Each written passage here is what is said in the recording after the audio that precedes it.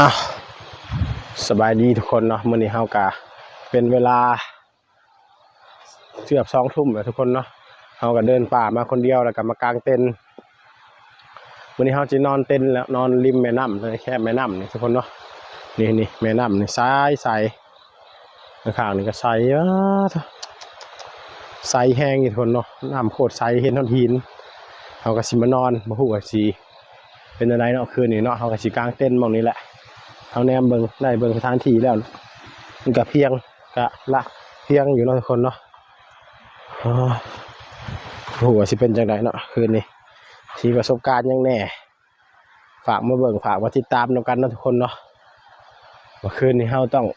เป็นอะไรนะทุกคนเนาะเพราะว่าเฮาอยู่คนเดียวแล้วตอนนี้คือว่าเพื่อนรวมทางเฮาได้กลับไปนครหลวงเวียงจันทร์ก่อนแล้วเนาะถึงเพิ่นบ่ไหวนั่นเนาะถึงเพิ่นแบบว่าจังหวะจะได้เนาะก็บ่เป็นหยังเฮาก็นี่แหละก็สิตั้งแคมป์อยู่เมืองนี้เขาก็สิไปเอาเต็นท์มากางกันทุกคนเนาะ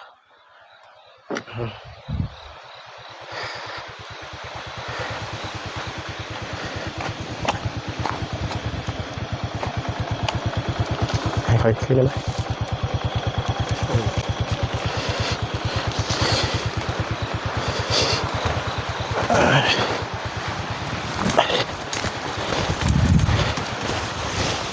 ตอนนี้เขาก็ฝึกออกมาได้แล้วทุกคนเนาะนี่เลยเต็นท์เฮาก็จะประมาณนี้ทุกคนเนาะเราจะกางมองนี้แหละเป็นไงเป็นกันนะทุกคนเป็นใดเป็นกัน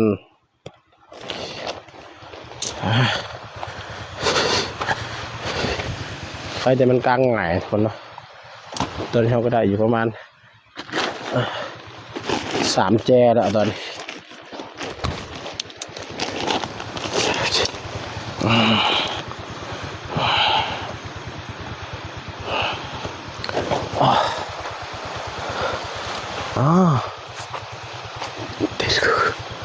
เต้นของเฮาเต้นของเฮา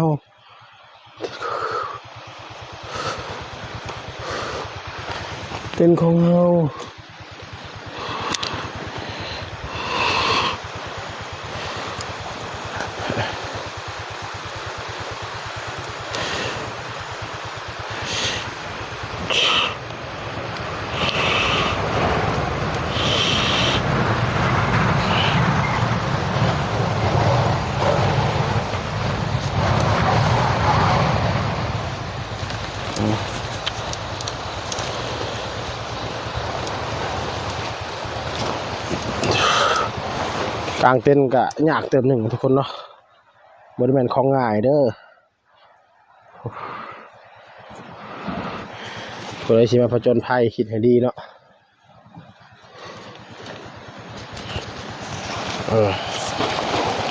มันตรงกลางนะครับก็เซียวกับบรรยากาศอย่างต่างๆทุกคนเนาะแต่เอาแบบใกล้แม่น้ำนะทุกคนใกล้แม่น้ำเลย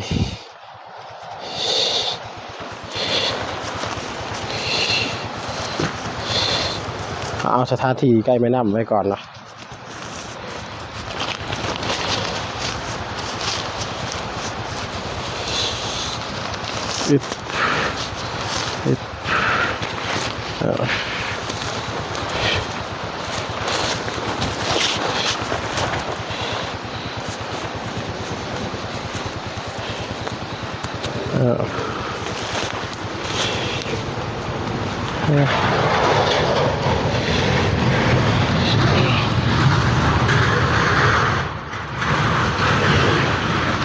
ลำบากแห้งนี่ตอนนี้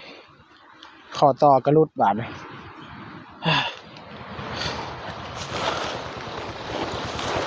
ขอต่อกระลุดนะทุกคนเนาะไฟทางยังมีไฟสายตัวนี้เห็นให้มันสว่างเลยเนาะให้มันบนหนากลัวให้กับเป็นตะยานเลย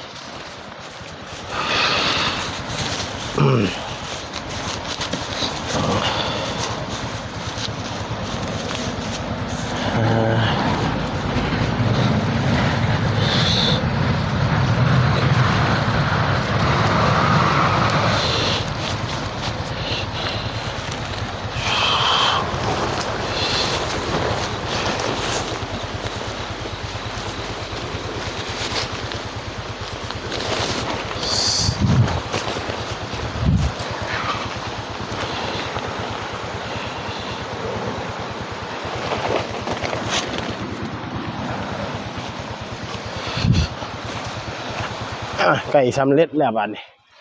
อึบอึบอึบอึบเริ่มเป็นหูพางขึ้นแล้วทุกคนใช้ชีวิตคนเดียวในป่า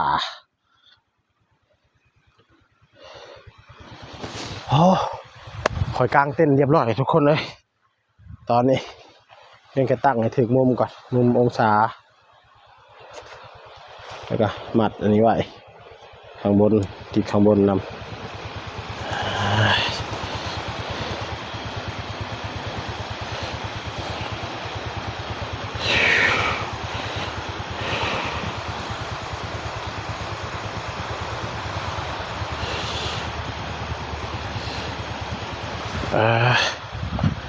ได้แล้วได้แล้วได้แล้วได้แล้วได้แล้ว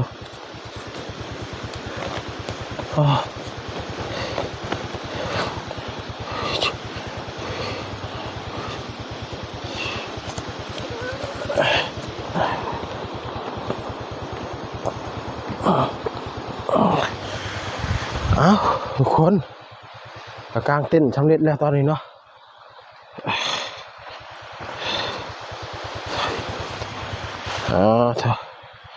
เราก็จะเอาเครื่องเข้าไปเลยนะทุกคนเนาะเครื่องเข้าไปเลยกันเลยโอ้ค่ำคืนนี้เขาชิเจอยังแน่คนเนาะนอนเต้นคนเดียวเสียวเหมือนกัน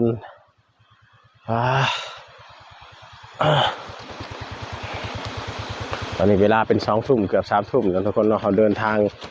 กลางคืนเพื่อสิมาฮอดเนาะ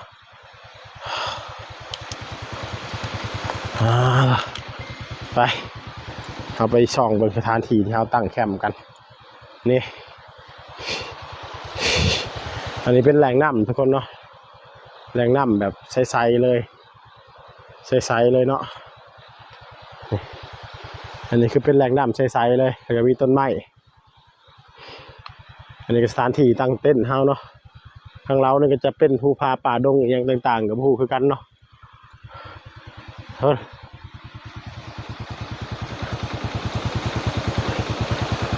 แล้วก็บักแดงร้อนของเฮาเนาะ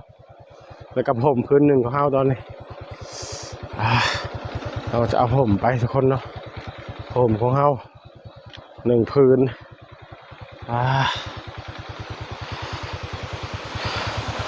บรรยากาศโคตรเลย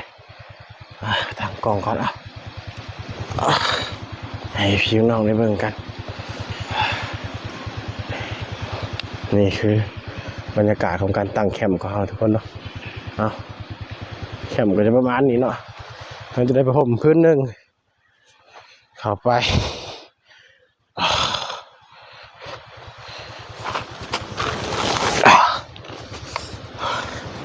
ใส่โคมทุกคนโอ้โหชิเจอเนี่ยทุกคนเนาะมีเนาะที่ว่ามาลุยเดี่ยวเลยแบบสุดคฤโหดครั้งแรกเลยบาดเพื่อนร่วมทางกับมาอยู่แล้วจึงได้ก็ตามเขาเดินต่อไปเนาะว่าสิเป็นอย่างไรก็ตาม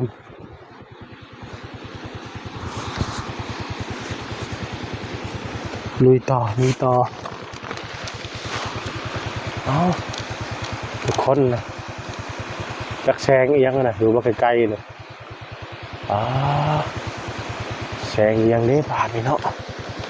แม่นอยู่ว่านี่ท่านแม่นอยู่ว่า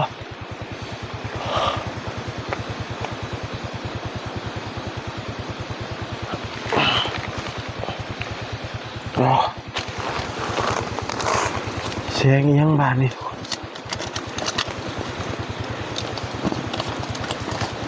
เดี๋ยวเขาปิดรถคู่ใจเข้าไว้ก่อนตอนนี้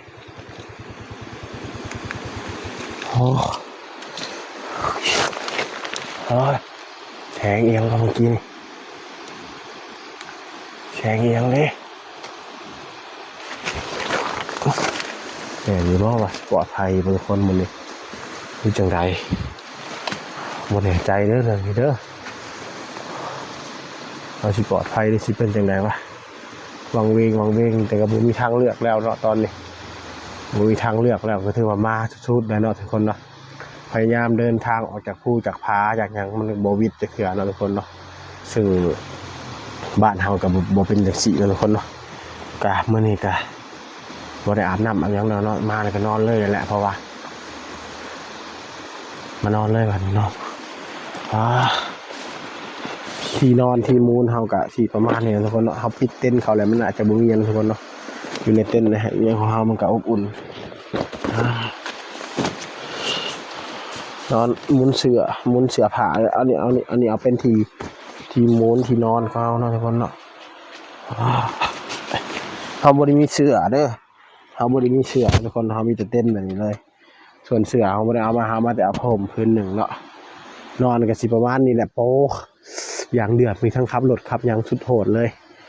กลับมานี่ประมาณ2 ทุ่มผ่อนจะขอใช้บ่ฮู้เนาะทุกคนเนาะแหล่งน้ำธรรมชาติอย่างต่างๆก็ตั้งเต็นท์เลยอยู่ในภูได้ยังนี่แหละแต่มันก็ใกล้อันนี้อยู่เนาะคนใกล้เส้นทางอยู่ก็น่าจะบ่เป็นนี่เนาะทุกคนเนาะแต่มีแต่ภูแต่ยังทำใจเนาะทุกคนเนาะการที่ออกมาเที่ยวไปยังแบบนี้คือว่ามันแบบสุดยอดแล้วทุกคนเนาะมันท้าทายชีวิตแห้งเลยทุกคนเนาะสิ่งใดบ่เคยได้เห็นก็ได้เห็นสิ่งใดบ่เคยได้เจอก็ได้เจอจะเสียจังใดเนาะมีแต่ลุยต่อไปอย่างเดียวฝากทุกคนเป็นกำลังใจเลยกะโอ้โหคืนนี้เขาสิเจออย่างเนาะเดี๋ยวถ่ายยังตากล้องไอ้ยังอยู่ก็คือว่าสิถ่ายคลิปชงวิดีโอให้เบิ่งอีกต่อไปทุกคนเนาะประมาณนี้แหละไปนอนไปเลยที่นอนของเขาจะประมาณนี้เนาะนี่ผมมียังเลยสิว่าจังไดบ้านนี่เริ่มทางเขาไปอยู่แล้วมา2 กับ 1ตอนนี้โดยไฟโคมมันเดียวประมาณนี้ทุกคนเนาะlet's go